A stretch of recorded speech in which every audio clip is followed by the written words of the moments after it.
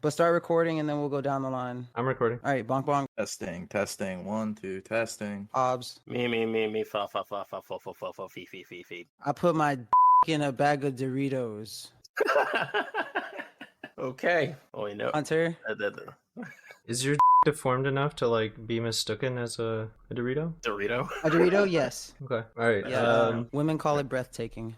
The dust will certainly do that for you. Hold on. And then do you hit them back like Keanu? No, you're breathtaking. No, normally I'm just like, now put it in your mouth, and then they can't really talk after that. It's too crunchy. Well, I mean, you can still say that while you're putting your in their mouth. You let your I thought we cheese were dry talking out about like Doritos. that? Wait, did you say what dries out? You let your cheese dry out like that? Oh, don't say cheese. Okay, all right. Anyways. gross. Let's just like move forward past this conversation. That's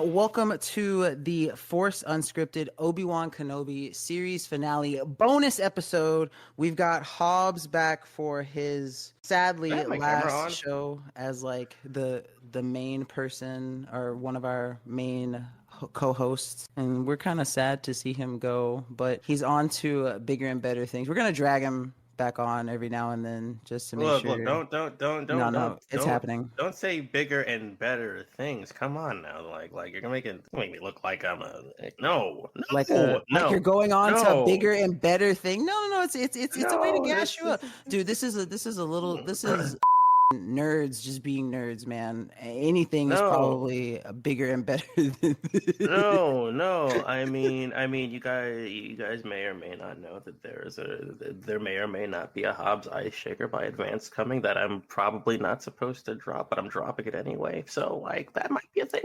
I can't confirm or deny. But yeah, you're right. Ice shaker? Yes. What does the ice need to be shaken for? No. Did it take your lunch money and you want it back, so you got to shake it out of the ice? About to instant transmission over there and shake you. Please do. I like it rough, and I like it bumpy too. Oh my God, you are inviting so much violence. That's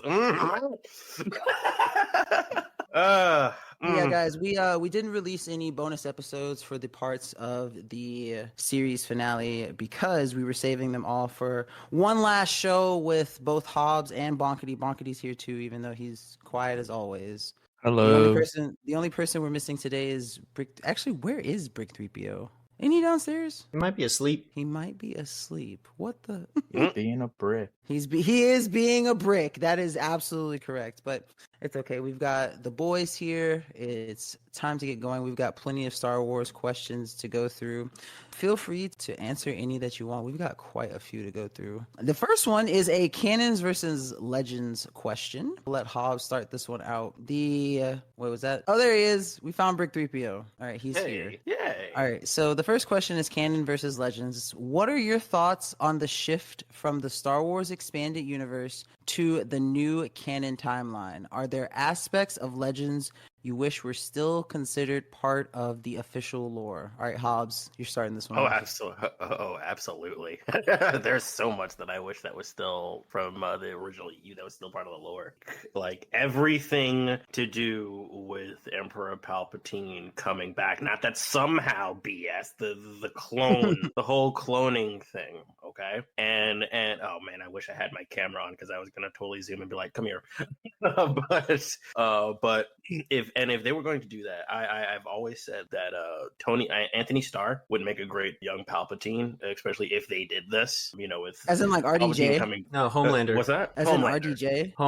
Homelander. Which one's Homelander? Homelander from the boys. The boys. One. Okay, I know who you're talking about. Okay. I was about to say Robert Downey Jr. No, Anthony Starr. See, I heard Anthony Stark. Yeah, see, that's what I heard. And I was like, Stark. Look, okay, I can't hear out of one eye. All right, leave me alone. But okay, yeah. I see. Okay, I support that. I support that 100%. Yeah, and like I thought that would have been great. The original Thrawn, parts of the original Thrawn story But they did okay. So I think didn't they actually kind of sort of put a little bit of that into Rebels though, like a little bit. So far as we know, all of the Thrawn stuff that has been put into the media right now was run by Timothy Zahn. There are some elements from Legends in him, but it's still technically a different Thrawn because of the backstory with Vader now. Right. Okay. But everything was ran through Timothy Zahn, who created the character, so it's Zahn approved, so it's me approved. Yeah, so it's me. Yeah, agreed. If Zahn approves, I approve. I'm there with you on that one. But I'm definitely loving what they're doing. I'm definitely loving what they're doing with Thrawn now. They got a great actor to be him in Ahsoka. Like I was losing my all throughout that show. Even with his dad bod? I don't care. I don't care. I saw when he was marching on the side of the stormtroopers. I saw his gut before I saw anything else, and I was like, they did not give Thrawn a dad bod. That was so funny to me. And just gonna put that out there. Sometimes the gut look, it's actually abs. Really? Mm-hmm. Yeah, unlike the most top tier bodybuilders. Yeah, I mean he could be the top tier body. So are we saying that, I'm just saying it's a possibility. Are we saying that canon Thrawn is yoked? Is that what we're trying to say here? That would be amazing if he was yoked. Obviously. Yeah. Oh man, but how else do you think he got that jawline? True. You know what? You know what? No, facts. He's yoked like Bison from Street Fighter Alpha. I want to say the thing that I wish they would have done, that they would have kept from Legends to canon, would have been everything that is pre High Republic. Like I wish they would have just kept all of the Exar Kun, the original Bane, like all that kind of stuff. If anything, like I understand that I'm not gonna get the same like post RTJ timeline that I'm gonna get in the Legends timeline and in canon, but the stuff before where they have like no media baseline, I feel like they should use the one media that most people trust, and that's video games. Agreed. Like I feel like the story of KOTOR and SWORDOR should remain the same. Except for that one like episode 3 video game where the ending is different. The alternate ending. Yeah.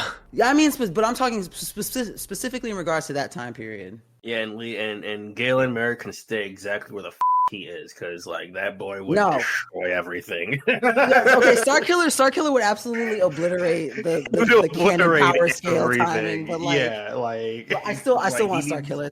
That was a badass storyline. I would love to have a Star Killer storyline. Just don't make him that powerful. Like holy crap! But like, you know what? If they nerf him, they take away from part of the story because like it's very got real close to the Emperor's throat. Well, it's not even that. Like if they did do it and left him that strong, they would just have to kill him like they did in the game. Yeah, true. But they would just have to kill him off. With what we know about like the brother and the sister, like what we know about them. I just feel like Ahsoka Starkiller, like it just goes so perfectly. Yeah. Like, could you imagine? Like, of course you got to scale down Galen, but like, come on, that'd be really, really cool if they tied that in somehow. That would be really, really good. That'd be interesting as hell. Like, I'd like that because Ahsoka's a badass too.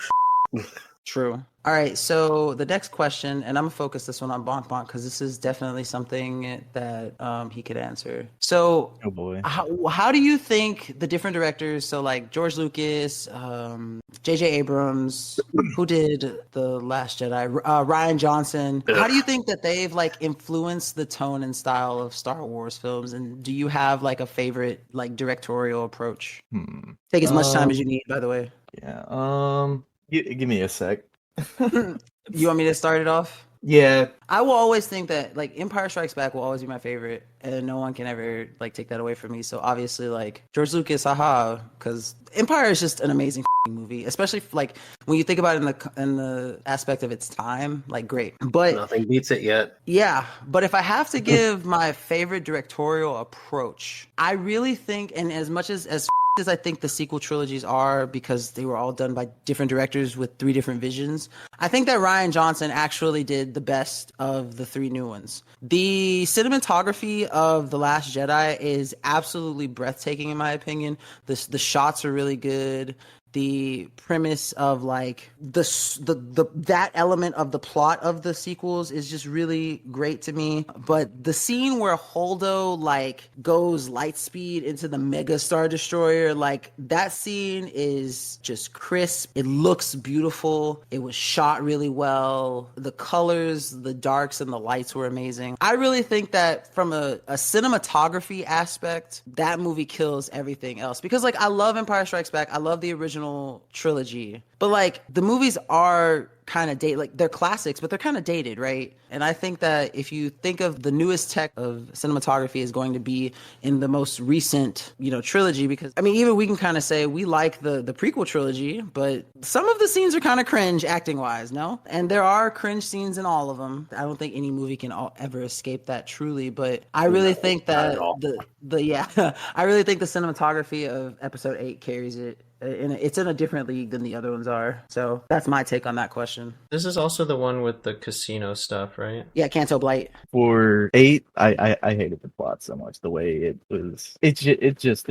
doesn't make sense to me. Oh no, it doesn't. The Leia scene will piss me off to no end, but I think that's gonna piss everybody off till no end. I like Luke Skywalker across the galaxy. I like the Holdo scene. I like the AT-ATs shooting the out of the sand because they think that's a physical Luke. Like so they're just all your favorite parts of the movie.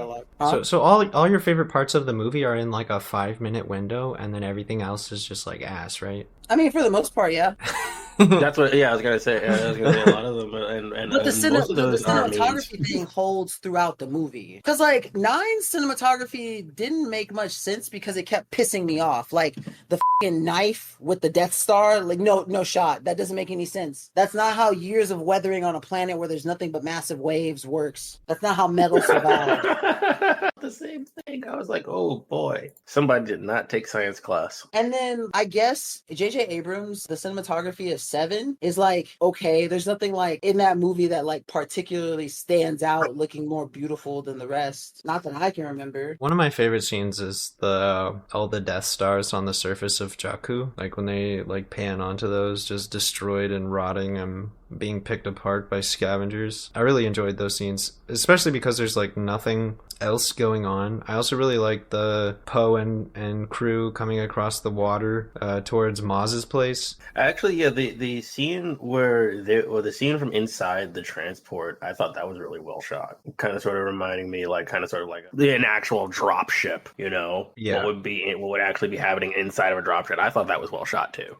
Oh, one thing that I even think about, and I don't even know how I forgot it. What was their name? Edwards. What's his name? Edwards? Gareth Edwards. Mm-hmm. Is the guy who directed Rogue One. Oh. That's that number one. I'm gonna give him number one. That is absolutely the best one. Yeah, I will even say Gareth Edwards, and Rogue One was hype. What's the planet called at the end again? Scarif. Yes, the battle with like the X-wings diving through the blast shield to like bring air support for the guys on the ground. I love that entire like battle sequence. It's just so good, and they all die, which is even hard. Like you just saw them do all this badass stuff, and then every single one of them goes up in like flames, and you're just like, you just want to salute all of them. You're like, damn, like you came through, but also RIP, buddy. So now that you mentioned that, because of that, I actually dubbed that Rogue One. I gave it a nickname. I called it Star Wars Reach. Oh yeah, you made that joke before. I laughed at that. Yeah, I played Reach, and I was like, this is just Star Wars, but Halo Reach, and I'm here for this. I'm absolutely here for this. Yeah, basically, Andor and what was her name again? Urso, yeah, Jen Urso. No, yeah, Jen Urso. For them, they basically had that Noble 6 mission, Survive. Obviously, that wasn't going to happen, but I like the fact that there was no real like heavy element on like love interest in that movie too. Yeah, just a teeny bit with Jen and Andor, like the smallest amount though. Yeah, it was so like it was not relevant to the plot, and it didn't like the lack of it didn't like not move the plot. Yeah, I know that was a weird way to say that, but the tiniest of subplots. Yeah, it was like a little pinch, It was like just right. It's like that dude seasoning the it's Salt Bay. It's just a little sprinkle. That was his name, right? It was Salt Bay. Yeah, it was. It was Salt Bay.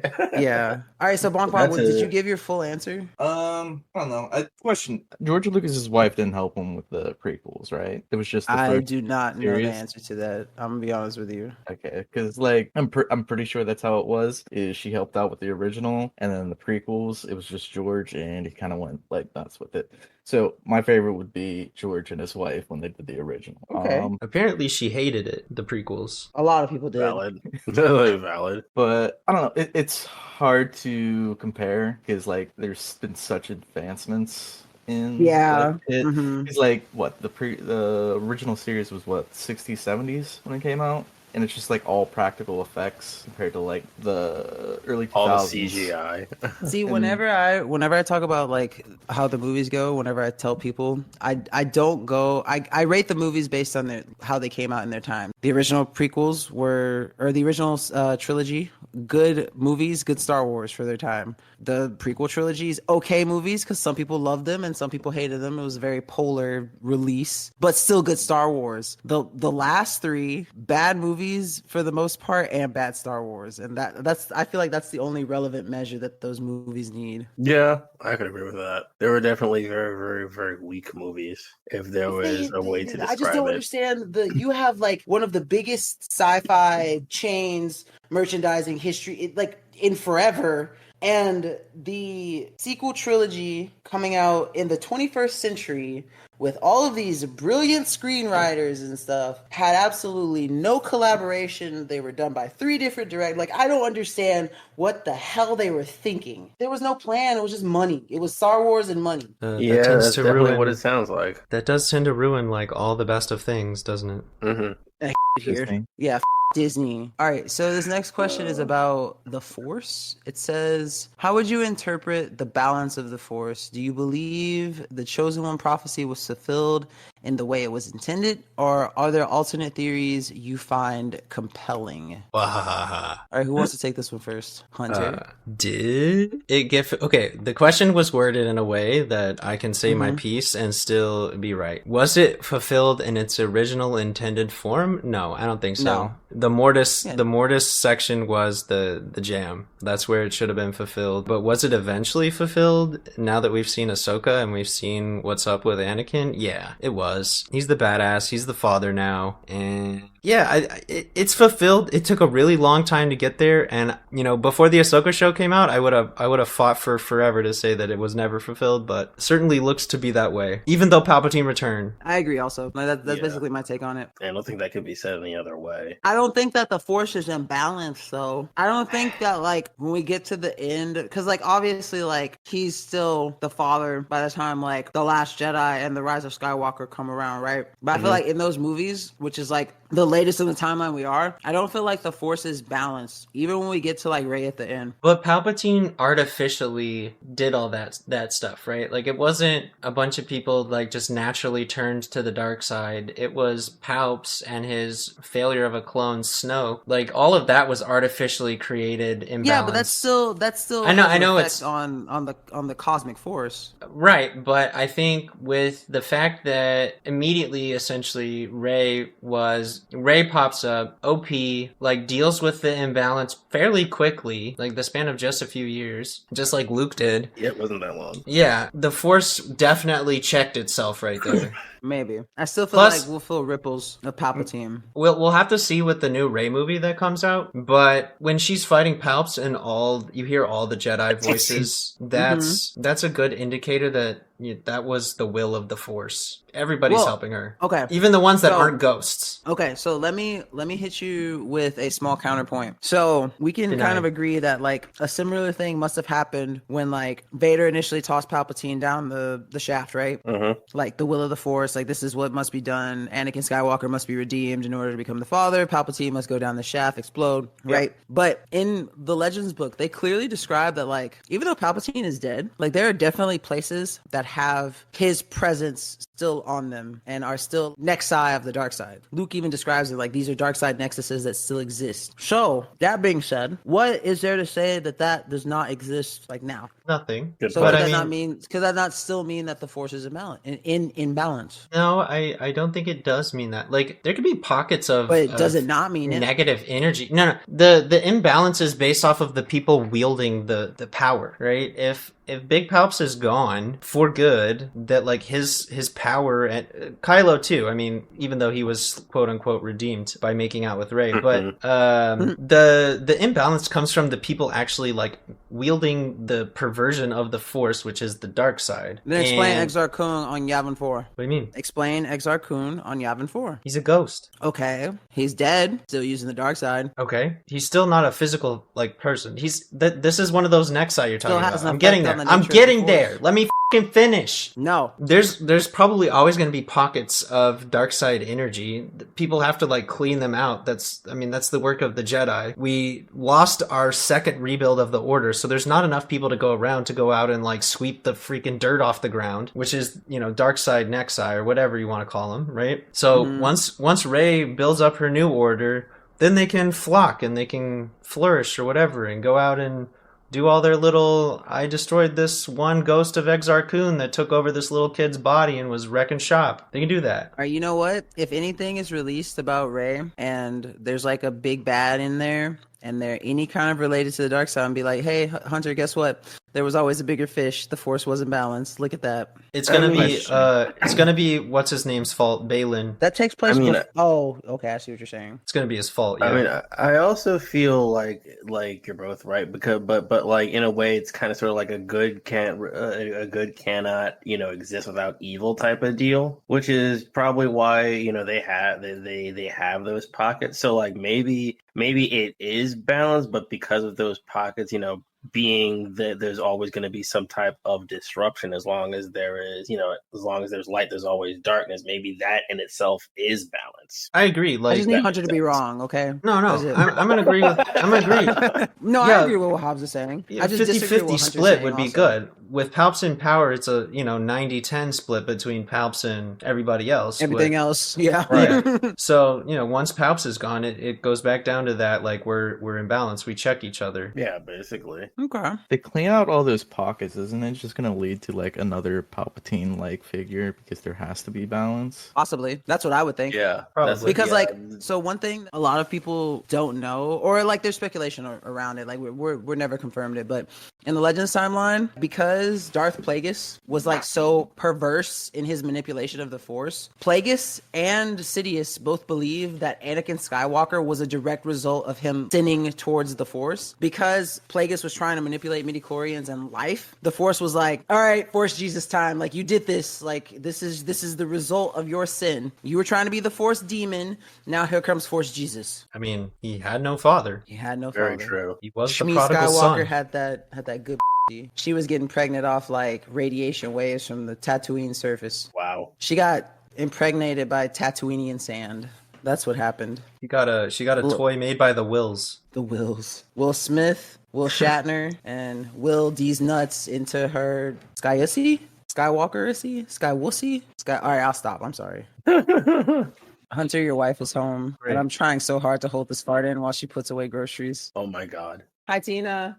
Next question. Sorry, I got distracted. All right. This one is about moral ambiguity. It says Star Wars often deals with themes of morality and redemption. Are there characters whose moral journeys you find especially complex or interesting? Okay, I kind of want to start this one off, actually. So, as much as I hate him because he killed, like, my favorite character. Damn it! I was gonna pick him too. We can pick the same one. It's okay. I think Jason Solo's journey, his entire story is interesting. Because I read the story, like The New Jedi Order and Legacy of the Force, which is basically like Jason Solo from like 16 to like 32 when he dies. I think he's like 30. They're like 32, 33 when he dies. So you see like a big majority of his life. But because of that, I decided to go back and read the Junior Jedi Knights and the Young Jedi Knights, which is like basically when they're starting off as like 11 to about 16, like that time frame. And then of course we get the other Legends books where they're like growing up and getting kidnapped every other weekend. They're away away from their parents. But basically, seeing Jason's story in full, knowing what he went through, always raises questions, and I find it like the wording of the question says that you find especially complex or interesting, and I find his both, because he is the son of Han and Leia Solo, Luke's nephew, very naturally strong in the Force because Skywalker blood, obviously. Has a really interesting upbringing. Like the first 3 years of his life, he's basically kind of like held off without seeing his parents, like with his twin sister Jaina and his brother, who's a year and a half younger than him, Anakin. They basically get secluded from their parents because their parents are still doing galaxy death-defying stuff and still running around, and they don't want their children in danger. So their children don't know their parents for like the first 4 years of their life for the most part. They see them occasionally, but they don't think that they're parents. Then they finally do get to spend time with their parents, and they're getting kidnapped every other weekend. Then they finally become of age and are able to go off to Yavin 4 for the Jedi training camp and learn at the Praxium. But then, straight after they finish journeying around the galaxy with their comrades Lobaka, Tenel Ka, Raynar, Lusa, all these people who are young Jedi Knights with them, they go straight into a war. After a childhood of running around the galaxy, fighting the Second Imperium, Dark Jedi, and all that kind of stuff, go straight into a war where their cousin, the child of Luke Skywalker, Mara Jade, is born. Jason ends up getting kidnapped by the Vong, tortured by them, basically having the Force ripped away from him by a Jedi who had gone off with the Vong like 45 years prior to that, and it was training Jason Solo to be basically a badass. And then by the time he comes back for the last book of the war, Jason is so just unnaturally strong in the Force compared to his sister.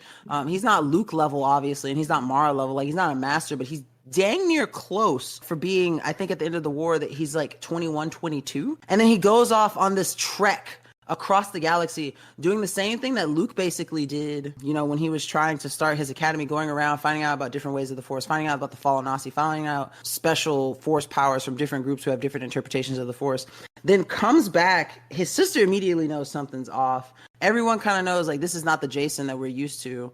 And then you find out Vergir was secretly training him to be a Sith. He finds Lumia, who teaches him about the dark side. And then all of a sudden you end up with Darth Caedus and another galactic civil war after the galaxy has just been torn through war. And then you find out he's doing it all so that his daughter doesn't fall to the dark side and becomes the queen of the Jedi. It's just like, there is so much to this story. There are literally 40 books in this time frame that you can read about the story of Jason Solo. And I just think that by far of any character I have found, it is definitely the most complex and interesting. I'm sorry for kind of diatribing on that one, but I felt like there was a lot to say about Jason Solo. That was perfectly fine. Like, honestly, I was like, man, this sounds like the plot to a Final Fantasy. It basically is. I mean, like, we have that's again, and I say this all the time, and I know people are probably hearing it, but like the Legends timeline just has so many beautiful scenes and storylines that were just flushed out through years of content that was built upon each other, that references each other. And it's just, when I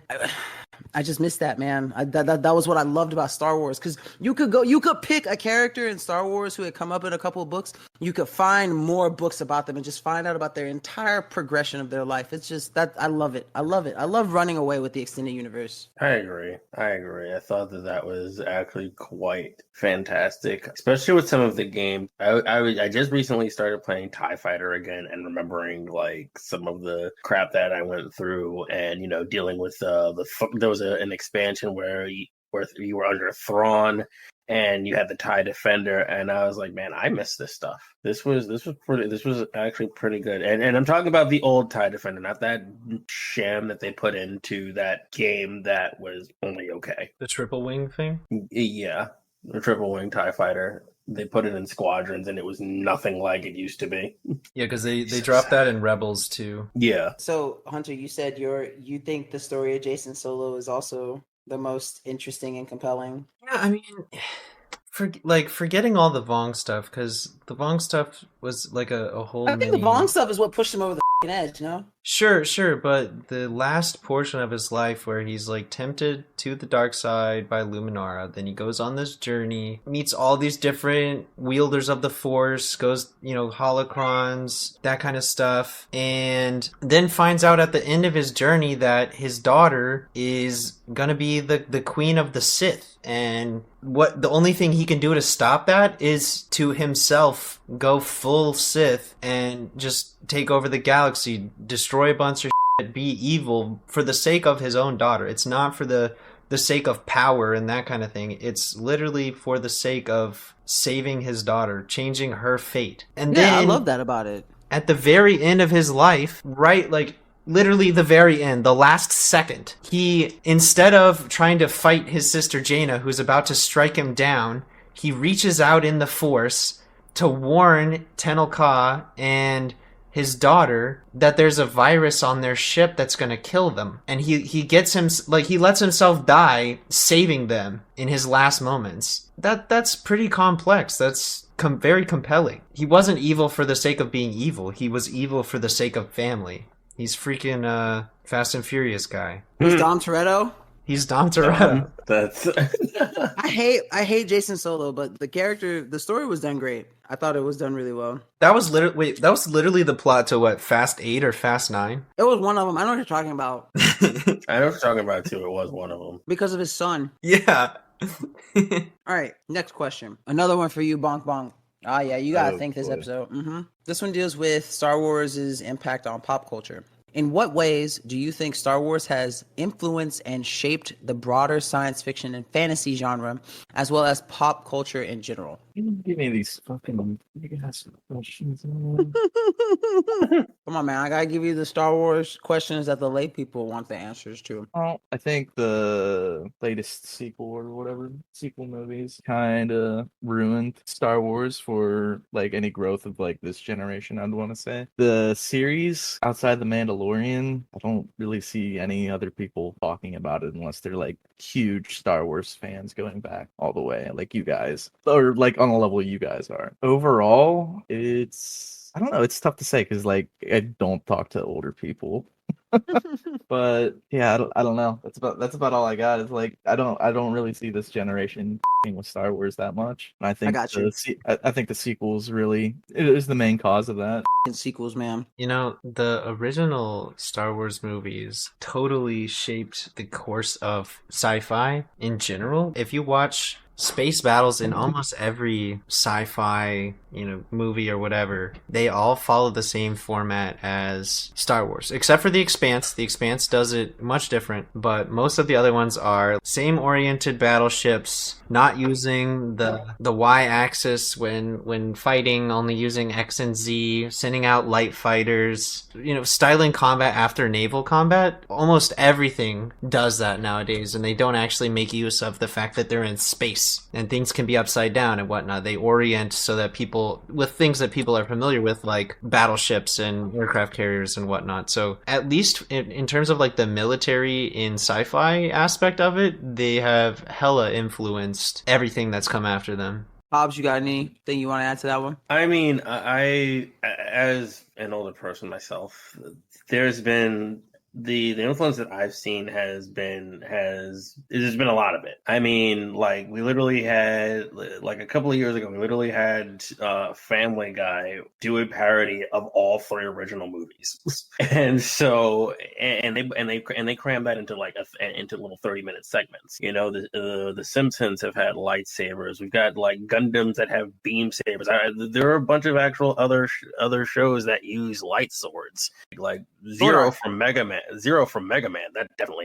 That's definitely one. What was it? Gun Gale, the sword art one? Yeah, Gun Gale. Mm-hmm. Yeah, Gun Gale. Zero from Mega Man. Zero has a lightsaber. Basically, they call it a Z saber, but it's a lightsaber, and you still see that. Rebel Moon. I didn't see it. Heard it with though, but like they said that was supposed to be like Star Wars. I don't know. The newer Dune kind of sort of even had some elements of Star Wars to it. So like it's definitely still out there. It might not be as much as it used to be like in the early 2000s and 90s, but it's still out there. Okay. All right. So next question we have is, how does the Force influence the moral choices of individuals in the Star Wars universe? Is the concept of the light side and the dark side a simplistic dichotomy, or does it reflect deeper philosophical ideas about balance and harmony? God, why are these are so many like intense questions. Why can't y'all be asking about like what color red means bad is? Red means bad.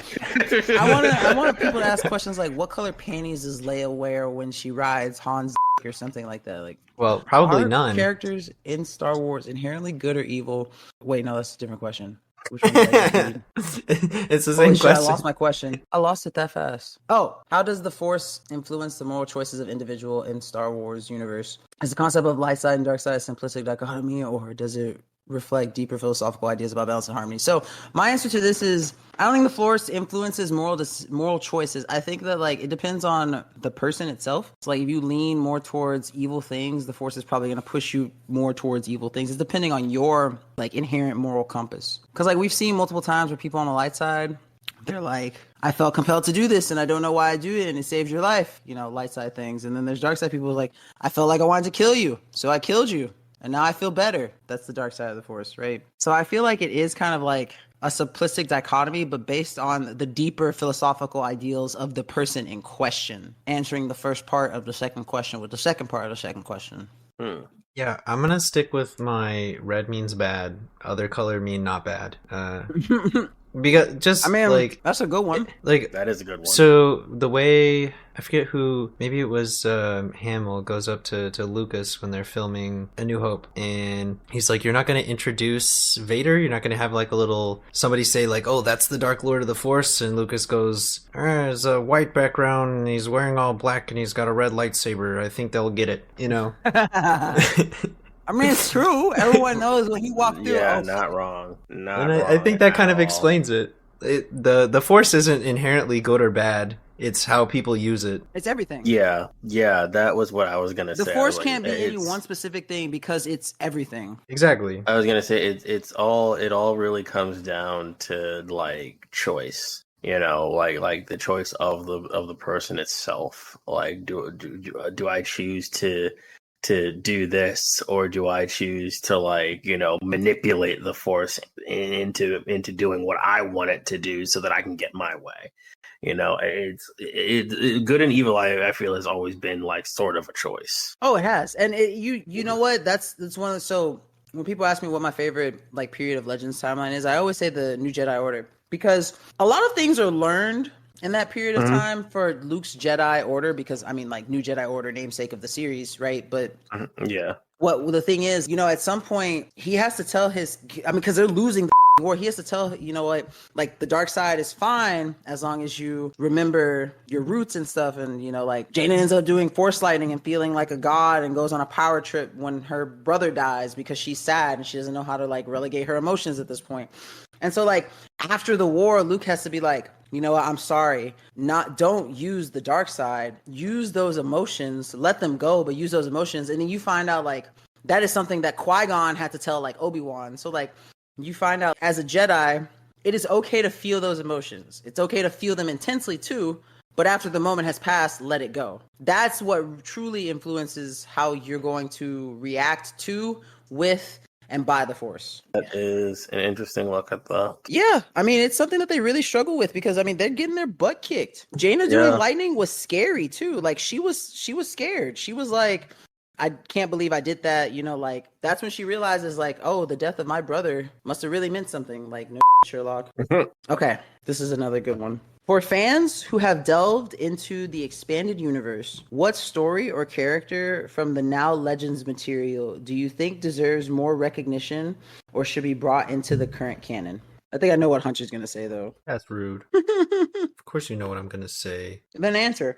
Yeah, I was going to say, then you should start it off. So, see, the thing is, they've actually brought a good chunk of it already over, but I'm obviously going to say all of the Mandalorian stuff. Everything from like KOTOR on. Bring it all back. Bring me the Tong. Like give me Coruscant was the home world of the Mandalorians originally, and give me the Empire. Give me all that. I want everything Mandalorian. I want the whole culture back. None of this get rid of the pacifist stuff, or at least explain it in a way that makes sense with the fact that they gave Jango the chain code that showed that Jaster was his father, which means that all of the true Mandalorian stuff exists. I want to see that. Bring it in. Give it to me. So, question for you then, like side question off that. Can you bring in all of that without messing up the current canon? Yeah. Yeah, you can. Then you need to write a strongly worded letter, Hunter. Write it to Mr. Disney. Like, I don't think there's any portion of it that you really couldn't. Like, the Clone Wars stuff easily tied in. They've already brought in Delta Squad, right? Just tie in WoW, or Valon, right? Waylon, Jeez, Valon, wow. Okay. Tie him in, bring in Scarada, like that. All that stuff is totally doable. The fact that the Nulls found Grievous, like that's an easy tie-in. Just that, like even just that tiny section, and then the entire history of the Mandalorians before the pacifists. Just bring that right in. They've already got the Death Watch. They've already got that the Death Watch was like beaten and then sent off to a moon to do their own thing. Encore Dawn. Exactly. Like every single aspect could be easily brought in without influencing or like changing the course of your Disney canon at all. Okay. Hobbs? Mine canon. That's okay. What would you bring? What would you bring? I'm curious. Dark Empire. Oh.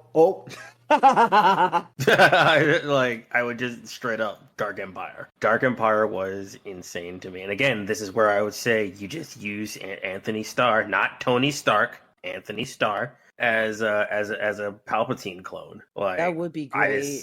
You know what? Yeah. Technically, we don't know what. Okay, so there's a book called Shadows of the Sith, and it's about Luke and Lando and some Sith. I haven't read it yet, but maybe Luke does have like run-ins with Palpatine clones. I guess they have room to develop on that. Plus in Dark Empire, we get to see Darkseid Luke. Yes. So and we get to see Palpatine touch pregnant Leia. Yes. You just want to see probably touchy. Edit to shit. I want to see touch. I want to see first off. I want to see pregnant Leia, but rest in peace, Carrie Fisher. But I want to see because like I want Ben Solo / Kylo Ren to have not a stupid reason for going to the dark side. I understand thinking that your uncle is trying to kill you is pretty a canon event, right? But like, I don't think it's run to the dark side crazy, right? Isn't it like check your uncle into a mental hospital? It's either that or uncle, are you sure you're not on the dark side, but you're trying to kill me for the dark side? Because it sounds like you're a little bit more dark side than me right now. that one is we should have sat down and had a talk about possibly putting you into a homeworld institution. Yeah, with the lights on and other people around though, because otherwise that turns into like a Thanksgiving with the creepy uncle scenario. Basically, and we don't want that. But like, yeah, that totally could have been prevented with just a chat. Absolutely. Okay, let's see. Which would you prefer to talk about people having free will in Star Wars or talk about the political ideologies of the various intergalactic Senate things? I'm not that well versed with the political ideologies of Star Wars, other than like Darkseid's authoritarian. Okay, so here's the vibe. Here's the vibe, all right? The rebels are meant to be the Vietnamese, and the Empire is meant to be America. That is the first movie. Yeah, basically. Yeah. Are they actually like supposed to be like communist, or like is it just stand in for rebels? So like George Lucas, well, Star Wars has always been very like politically tied, and he's said many times that like it meant to be, you know, the US like forcing their way in, Empire kind of style, right? Just big bad, big ships, take over everything. It technically is supposed to be allegory for the Vietnam War, is what you're saying, right? Yeah. Exactly. Wait, didn't Bonk, wasn't it you that sent me that clip of like James Cameron interviewing George Lucas and it just going over James Cameron's head the entire time? Mm-hmm. What?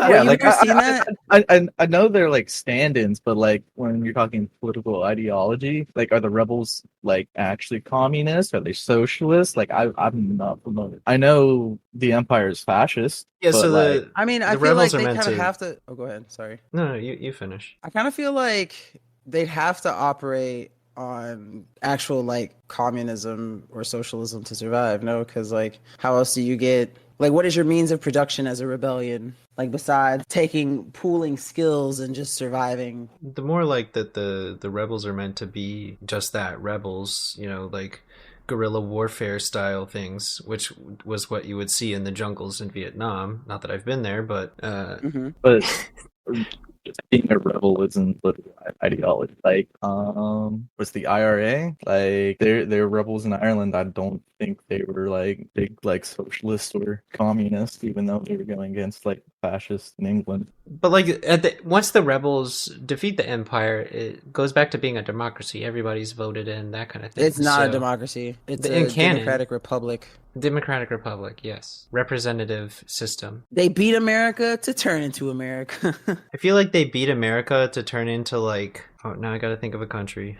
On. I mean, technically Palpatine ruled like a monarchy. Like, it was not... I mean, it was an empire. That is a monarchy. Mm-hmm. Yeah, like totalitarianism. Yeah. Dictatorship. Yeah. I love dictators. They went from that to like wanting to be like ancient Greece. And then they, decommissioned all of their warships and everything so that, they couldn't fight any new threats that showed up. Super smart of them. Do characters in Star Wars have free will, or are their destinies predetermined by the Force? How does the prophecy of the Chosen One impact ideas of fate and choice in the Star Wars universe? Didn't we answer that? Did we? I mean, kind of, sorta. I mean, if we I feel like characters in Star Wars definitely have free will, because the flow of the Force can change. I mean, we learned that from Jason Solo, right? Like, you can change, you can alter the flow of the Force. Like, that is in Legends. What about canon, though? Well, canon. I mean, no, because we see you can, because like Ezra does it to save Ahsoka, so like we know it's true in canon also. But did he? No, because that's what always happened. The World Between Worlds, the World Between Worlds totally messes that up, but that's what always happened to Ahsoka. It wasn't that he changed her fate. She was always pulled into the World Between Worlds. Maybe it's predetermined in canon and not in Legends. I feel like that's the case. I feel like they wouldn't have finished out they wouldn't have made Anakin the World Between Worlds, controller or whatever, if they didn't think that he was supposed to be there and end up there and have to be there. I never thought about it like that, actually. I didn't think about the idea of it being different from one timeline to another. Because in Legends, absolutely, Jason looks into the well, sees what's going to happen, and changes the future 100%. And that well isn't lying. It doesn't lie like that. So, like, yes, in Legends, absolutely, there is free will, and they can change the course of history. But in canon, everything seems much more predetermined, especially with that stupid knife. Nobody likes that knife. That knife, dude. I don't even like the knife. All right, so we are going to begin a new series that we're going to be adding to our bonus episodes. And luckily, we get to do our first one with not only Hobbs and Bonk Bonk here, but we will have Hunter's wife come start our first inaugural marry, kill. One of us is going to give 3 options, and then the rest of us are going to decide if we would marry or kill from that list. And Tina's going to be going first. Gonna be so fun because now I get to cut loose. Yup. Oh, Tina! All right, give us your 3, Tina. Okay, my 3 are Jar Jar Binks, Jabba the Hutt, and a Wookiee. No, it's just a random Wookiee. It's not like it's not a specific Wookiee. Okay, gotcha. I feel like that's kind of easy though, so we could replace the Wookiee with Yoda too, and that would make it harder. Which one? It's up to you. It's up to you. It changes my answer, so you need to decide. Is it Wookiee or Yoda? It drastically changes my answer too. I know that would change my answer too. Well, do both. Okay, yeah, let's make it interesting. Let's make it interesting. All right, Bonk Bonk, you first. So we'll do each of us do 2. So if your list is Jar Jar, Jabba, and Yoda, Killing Jabba. Okay. Jar Jar marrying the Wookiee. Okay. All right, now Jar Jar, Jabba, and Yoda. Same for the first 2, and I guess I'm marrying Yoda. I feel like I would end up just killing Jar Jar if I had to marry him. All right, Hobbs, you're next. So let's start with Jar Jar, Jabba, and the Wookiee. Okay. I am shooting Jar Jar in the head. I am marrying Jabba, and I'm gonna just a Wookiee. Screw it. That's smart, because Jabba got money, so... Exactly. So gross. Yeah, okay, though. and then Jar Jar, Jabba, and Yoda. Alright, so Jar Jar is still at least getting beheaded. And, you know what? He gives great top. Bro, that's what we said! That's what we said! Yeah. I'll still marry Jabba, and with Yoda, like I'll him because I don't have to really do anything. We'll just do it through the Force. Wookiees also seem really loyal. Let's see. So if it's the first list for me, I definitely fucking Jar Jar because what that mouth do? Like I seen his tongue. I'm killing Jabba and marrying the Wookiee. And then if Yoda is thrown into the mix instead of the Wookiee, I'm still gonna Jar Jar. I'm not gonna lie. That tongue it does it for me. But I think I kill Yoda and marry Jabba. Y'all are gross. Because the reason why I want to marry the Wookiee is because the Wookiee gonna hunt for me. Like I'm gonna come home and it's gonna have like a little rat in his mouth and drop it like a cat in front of me and be like, "Here's dinner," and I'll be happy. But like Yoda, as a significant other, is not going to take care of me. Like he's going to get high off his Geimer stick and go play his fucking Force video games, and then I'm gonna get ignored. Like he's just gonna meditate all day. I'm gonna get ignored. At least Jabba got money. And Jar Jar's still gonna give me the sloppy. See, that's why I'm prepared for that because I'm just like you're just through the Force, and that way he gets his way, I get my way. That is disgusting, wins. and I love it. Everybody wins, Bubby. It's like the opposite of like like those people who have like those free use kinks. It's like free use but no use because like there's no touching. There's no touching at all, but you still get the sensation. All right, your turn, Hunter. So first one, I'm a Jar Jar again because what that mouth do. And I'm gonna marry the Wookiee and I'm gonna kill Jabba because Wookiees are hella loyal and they're super fluffy and I'm trying to cuddle, alright? And I don't wanna cuddle with a fat slug. So second one, still fucking Jar Jar, cause what that mouth do. And bro, I'm gonna kill Yoda too because I don't want to be listening to backwards ass sentences all the time. Exactly. I could not live with Yoda. I couldn't do it. He'd be like, y'all could live with Jabba though. No, he'd be like, love you, I do. Stinks. He's gonna no. Has money. I don't have to be around Jabba. Yeah, okay. Jabba's always surrounded by like hookers and everything. Like that's dope. He has his wife on another planet. That. But Yoda's gonna be there like, love you, I do. That. Yeah, like ain't nobody got time for that. If I'm loaded, fine. All right, Bong, what's your three? And what's my three? Yeah, what's your three? BB-8, R2-D2, CP3O. Wait, you just straight up did 3 droids. Yep. What kind of is that? All right, C-3PO dies every scenario, right, for everyone. Like, please. Yes. Oh my god. Like, because I definitely wouldn't want to him, and I know I don't want to marry him. C-3PO has to die in my scenario. All right, Hobbs, what's your 3 for that one? I am melting C-3PO down to make a new bong. And then let's see, I will probably marry 3PO because I feel no I'm gonna fuck 3PO. I'm sorry. If I marry 3PO, he might kill me in my sleep. And yeah, I'll marry BB-8. Jesus Christ. All right, I think I kill C-3PO. Just like I love his heart's in the right place, but no. His mouth run too much. I can't because that means I can't him either because gonna be talking. Oh, man, he's gonna be talking. He's gonna be talking to me through the entire thing, and I'm just not gonna have it. I'm sorry. Listen, I'm sorry. Bro got so heated. I get that I'm here with you and everything like that, but you gotta chill me. The instant regret, and then I would I definitely R2 because R2 is the most fun. Like I would have the most fun with R2, and then BD-8 is just kind of like the safe option to marry. Smart, cute, loyal. Mm-hmm. Will not kill you. The probability of being killed in your sleep goes down significantly. I couldn't be in a relationship with R2 because he liked to run off on his own too much. Like he'd be having like 4 side adventures like while I go get a cup of coffee. And homie's a serial killer. Okay, but no one is Chopper though. Chopper is just a war criminal. Yeah, Chopper's a war criminal. Yeah, 100%. And I would if Chopper was on that list, 100%. Like I know that's that good publicity. Like probably got it in his tool compartment. He's like, I have an attachment for that. All right, Hunter, you go. I also am gonna melt C-3PO. You know, we're just gonna retcon the part where he didn't fall into the like droid facility thing and actually get made into a droid, and he's just gonna fall into the little lava buckets. Love it. And get melted. Love it. And I'm a R2-D2 because I know he got a hole somewhere. And I'm gonna marry BD8 because he gives good thumbs up. He gives good thumbs up. I love how we all basically are thinking the same, but for all different reasons.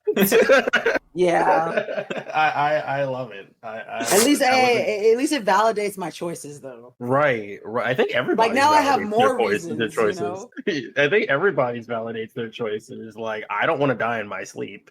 You. What's that supposed to mean? You're so That's scared. like fun, okay? That's like fun. Girls just want to have fun, dude. Not with C-3PO. Yeah, not with C-3PO. Cock block. Yeah, no, absolutely not. No.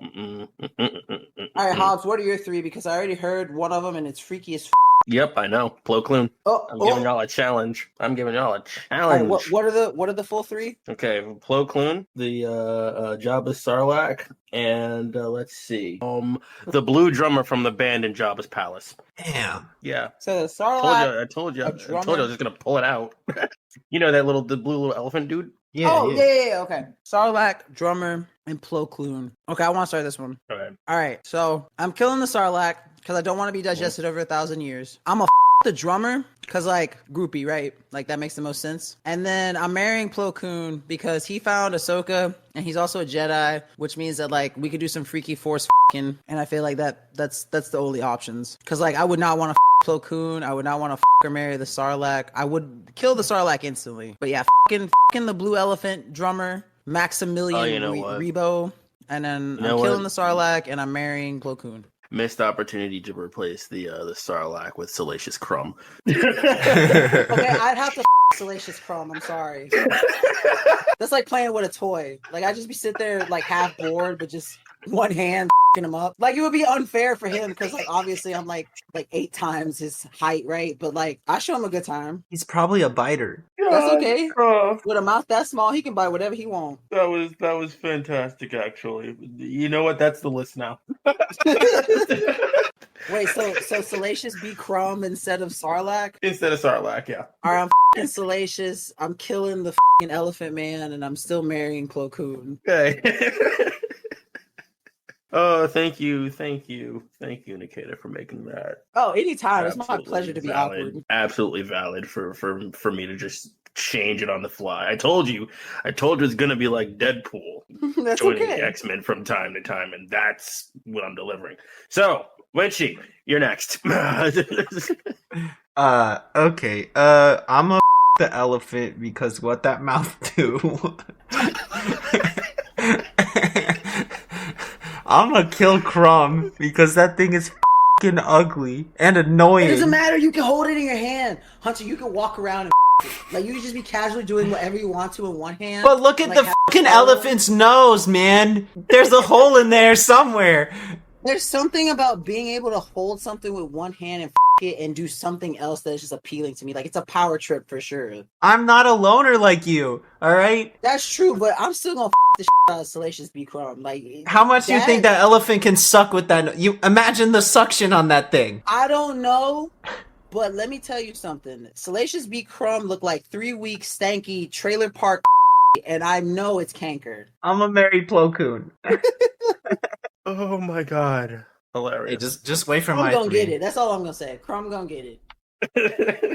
There are people who are gonna be looking at the show what the is Salacious B. Crumb? They're gonna look it up and I'm gonna get canceled. That is Maximilian Rebo. Okay, so I guess he's he's playing the keyboard. I knew once you said blue elephant, I knew exactly what you were talking about. There are a lot of characters that I honestly did not care to learn the names of, and I should have. We know about Salacious B. Crumb because we talked about him one other bonus episode. Yeah, he's also made appearances in several of our D&D campaigns that Jester runs. All right, come on, bonk bonk. Oh, my answer? Yeah. Yes.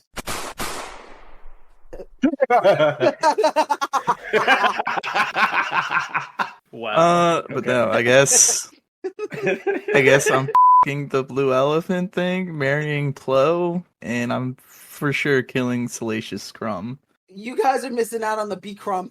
Come on. No, that thing's ugh. Stop. Crumb bussy boy. Bro, I don't need a fleshlight, all right? I do. Lonely man. I don't want to risk the elephant being on top. He'll break my chest or something. The kick combo that I would give Salacious B Crumb though. Dude, I could just like set. I could set Salacious B Crumb on my and flex with my and like do like sit-ups with him on there. Like Lynchy, you know what? It's not just the mouth, man. It's the fingers, homie. The fingers and the toes. They all look like they have holes. They all have holes. Yeah. Oh my god.